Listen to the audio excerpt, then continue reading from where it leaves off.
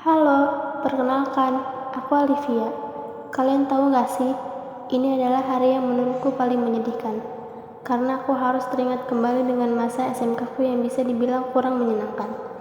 Awalnya, sekolah berjalan seperti biasanya. Lalu, seorang murid pindahan yang sederhana dan tampak pertamanya adalah seorang kutu buku mulai merubah kelasku. Bukan salahnya kelasku berubah, tapi karena faktor dan hal lain yang mendorong beberapa hal terjadi. Anida, itu namanya. Wajahnya polos, lugu, dan seperti tidak memiliki noda. Kutu buku sekali aku pikir. Kadang aku juga sedikit iri dengannya. Ia selalu mengangkat tangan saat guru bertanya, dan selalu menjadi yang pertama mengerjakan tugas. Tak terasa, hari demi hari, bulan demi bulan pun terlewat dengan normalnya. Kini, waktu ujian pun tiba. Hari-hari ujian tidak begitu menonjol. Namun, hal yang tak terduga terjadi saat Kela mengetahui bahwa posisi nomor 1 sebagai murid terpintar digeser oleh Anida. Saat itu, aku rasa masih baik-baik saja. Sampai di mana salah satu teman Kela mulai memprovokator, yaitu Safina. Oh iya, kok bisa sih geser sama kamu? Padahal dia anak baru loh. Yang kulihat, wajah Kela sedikit memasam. Sudah pasti dia malu. Terlihat sekali pikirannya terusik ke atas omongan temannya itu. Ditambah lagi, saat malam sesudah pengambilan rapot, aku akan mengantar makanan yang dimasak ibuku untuk Kela dan orang rumahnya. Berniat untuk mengetuk, aku malah mendengar suara yang memang biasa aku dengar dari rumah ini. Tapi kali ini, durasi terjadinya lumayan panjang. Geser, kamu ngapain aja sih? Bukan aku, Ma. Anak gimana itu tuh. Terus, kamu kalau gitu aja sama kamu gitu? Enggak, Ma. Enggak apa, dasar kamu guna. Kamu mau tahu di mana? Kamu jadi gak safe tau sama anak ibu Mama? Iya, Ma. Aku janji bakal tutup lagi peringkat itu. Allah, dasar kamu guna. Udah Mama lesin sana sini tapi percuma. Mama bakal tarik uang jajan kamu kalau misalnya sampai dia masih mendapatkan apa yang kamu dapat. Iya, Ma. Dewa janji. Bisik, dasar bodoh. Tidak ada lagi suara setelahnya. Ibu Kela pasti pergi ke kamar untuk menenangkan diri. Entah bagaimana keadaan Kela sekarang. Aku memilih untuk pulang. Esoknya, Anida melewati geng Kela. Wajah Kela yang sinis dan menampakkan kekesalan tak dapat tertutupi.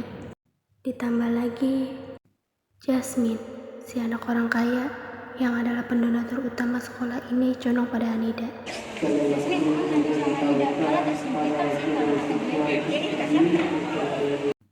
Sejak saat itu, dimulailah hari-hari yang bagi neraka bagi Anida.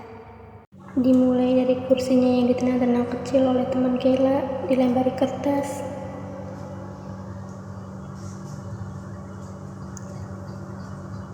Kerudungnya ditarik hingga baju yang dicoret.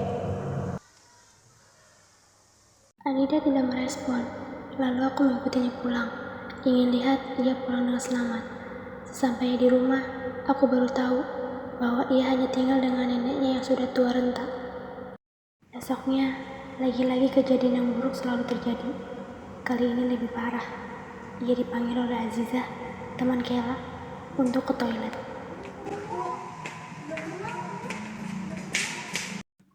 Anida didorong dari belakang dan masuk ke toilet dengan keadaan yang kasihan sekali.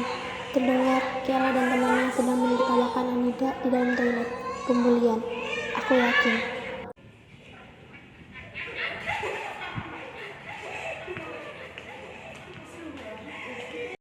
Aku hanya bisa mengintip dari belakang tembok saat kulihat Anida berjalan tertatih-tatih setelah dari toilet. Setiap harinya, pembulian semakin parah. Anak-anak kelas sedang menghiraukan hal tersebut karena mereka samanya tidak dapat melawan Kela. Hari-hariku berjalan dengan melihat dan menyaksikan pembulian. Suatu hari, Jasmine mendatangi Anida ke kelas. Ia melihat buku Anida yang dicoret-coret. Tak terima, ia pun bertanya pada Anida dan teman kelas, siapa yang berani melakukan hal seperti ini pada Anida? Tak ada yang menjawab, dan geng Kela masuk ke kelas dengan santainya tanpa merasa bersalah. Kalian ya?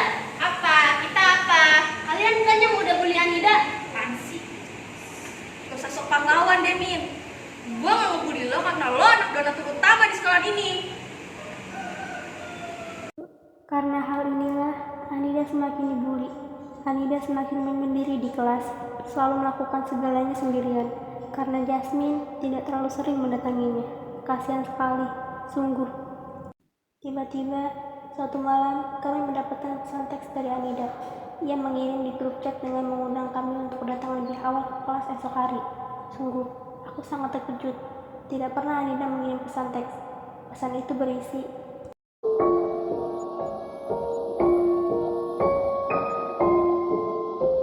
yang lainnya hanya bisa mengikuti arahan Kela.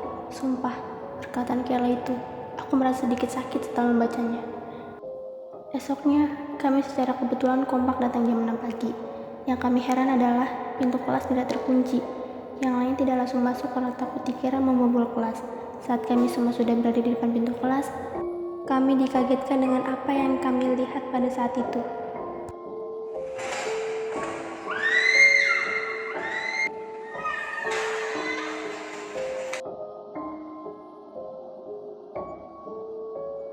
Kami berteriak saat itu, kaget, terkejut.